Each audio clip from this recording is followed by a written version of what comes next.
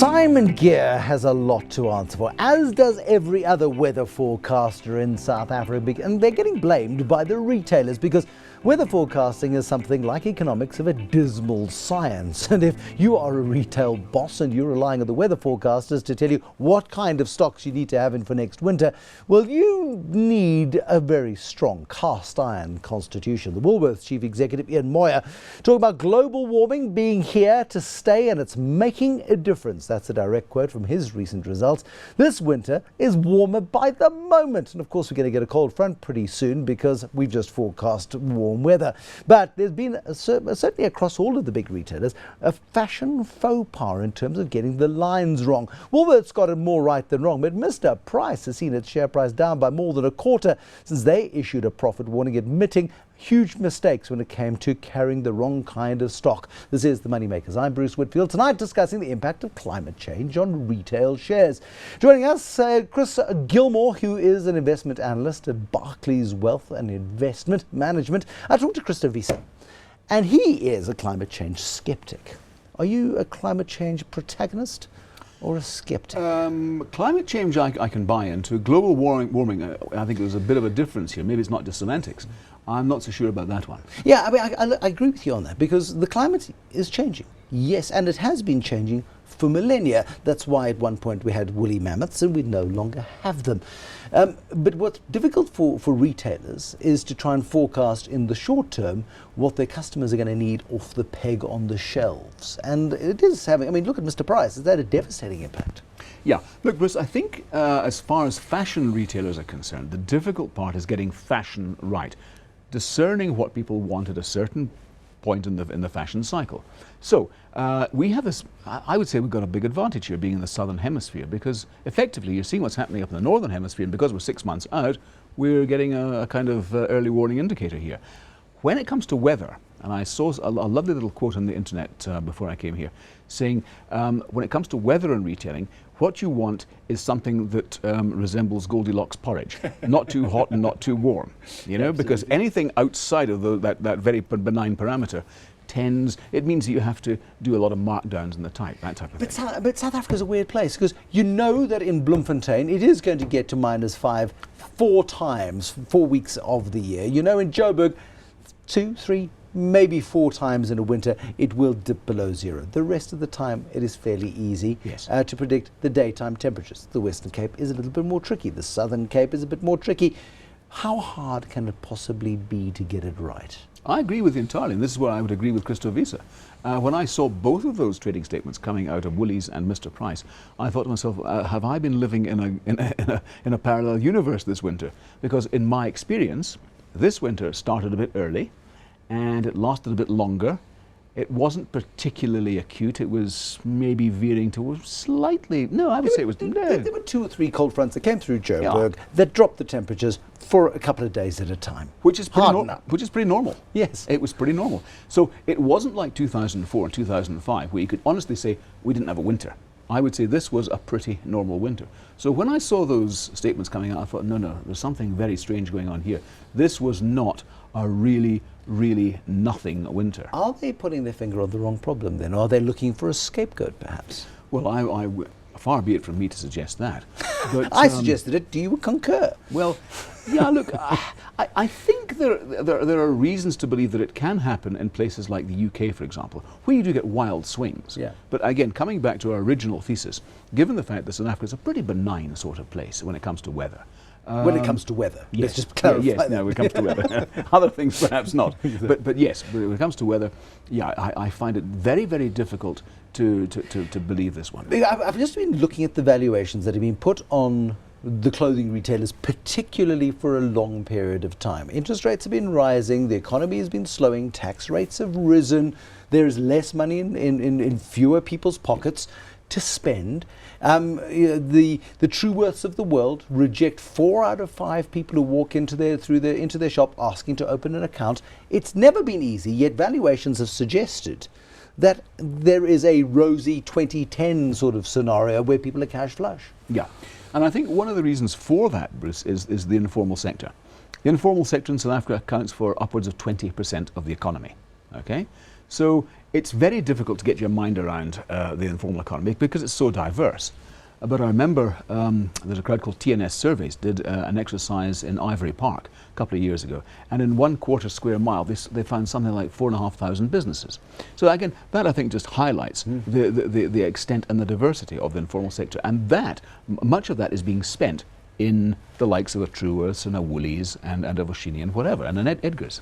However, if the environment was so tough for local retailers, then why are we seeing Cotton On with more than 200 stores in South Africa, Australian business here, Woolies doing very well with its Australian brands, bringing them in through the Woolworths network. We're then seeing the likes of H&M trialling our market, lots of global brands. Cheapest chips in Europe, far more expensive to shop there than South Africa, but new and interesting and fresh. Isn't that what is undermining the retail sector, or are they too small to have an impact yet? Okay, two parts. They're too small to have a meaningful impact as yet, quite right. However, if you went to the opening of H&M in Santon, just along a couple of blocks away from here. Just there? Yeah, that's right. About a year or so ago. The queue was something like half a kilometre long. It was incredible. The hype is certainly there. It's phenomenal. Now, H&M in Europe and in the UK is a kind of middle to low end brand, whereas here it's perceived as a very much an upmarket brand. And the pricing isn't vastly different from the great majority of the local retailers. In fact, if anything, it's veering towards the cheap. It's not quite as cheap as Mr. Price, but it's not that expensive. So I think you've got a great combination there. You've got this huge wannabe part of that.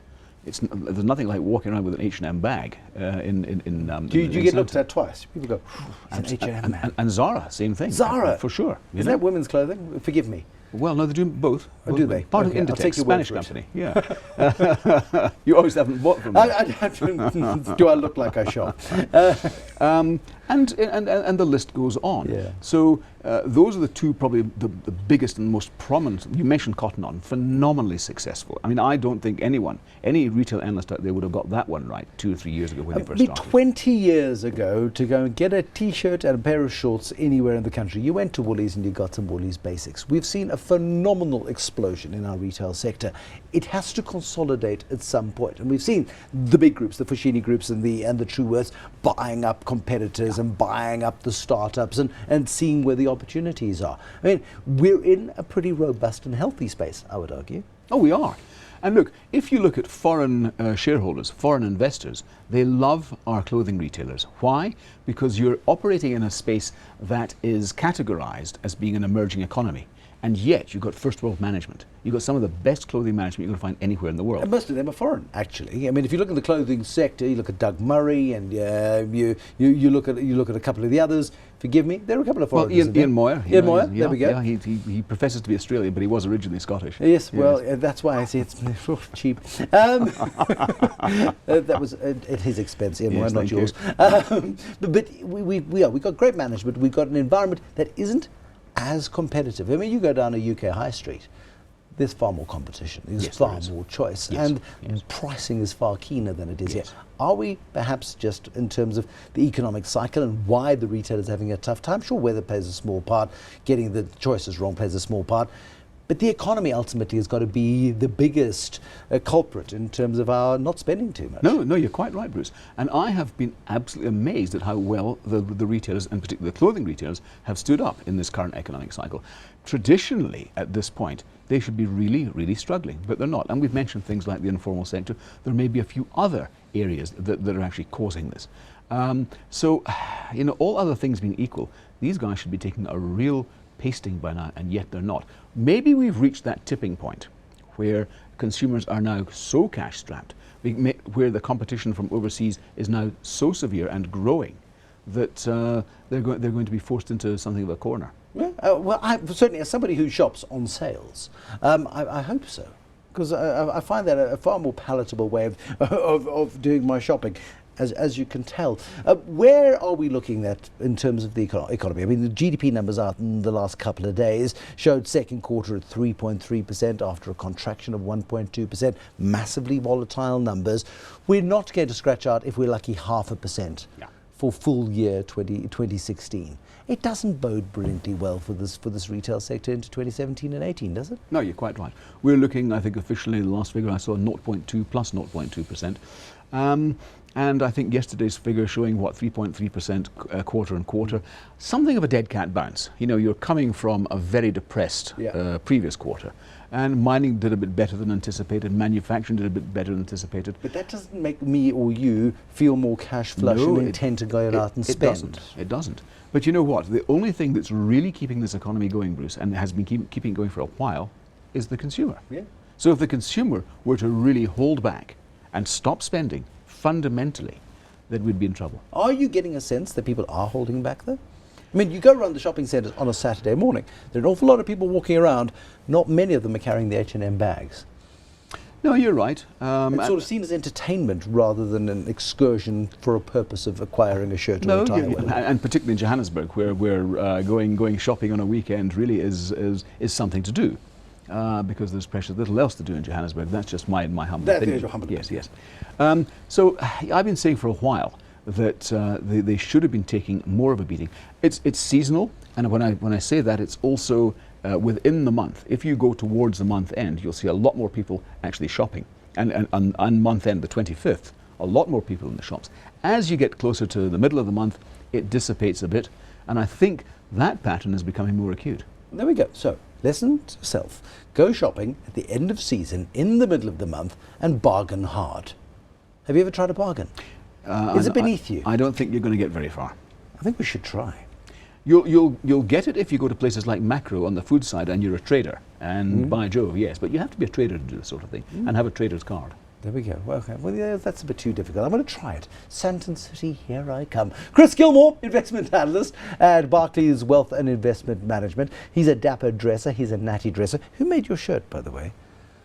I think it's TM Lewin. TM Lewin. They've got a shop here in South Africa They've now. got a couple. Yeah, they have got a couple of shops. Yes. They're here too. They're the shirt makers out of London.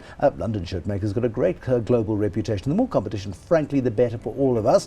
But your pension fund is probably invested in Mr. Price and has taken a bit of a knock over the last while. Short-term benefit for long-term gain. Go and spend some money and get the value of Mr. Price and other retail shares flying once again. Thank you for watching the Moneymakers. That's it for this evening. Bye-bye.